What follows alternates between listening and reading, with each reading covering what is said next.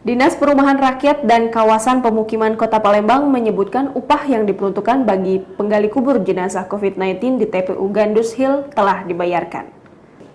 Kepala Dinas PRKP Kota Palembang, Afan Prapanca, mengungkapkan memang terjadi keterlambatan pembayaran untuk upah para penggali yang ditugaskan di sana.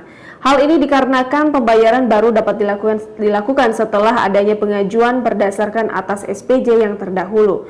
Afan mengatakan sistem pembayaran dilakukan berdasarkan pengajuan, di mana untuk satu lubang penggali kubur yang bertugas di TPU Gandus khusus COVID-19 tersebut diupah sebesar Rp750.000. Dengan adanya upah yang diberikan dari pemerintah, maka diharapkan penggali kubur ataupun keluarga tidak lagi mengeluarkan biaya untuk pemakaman.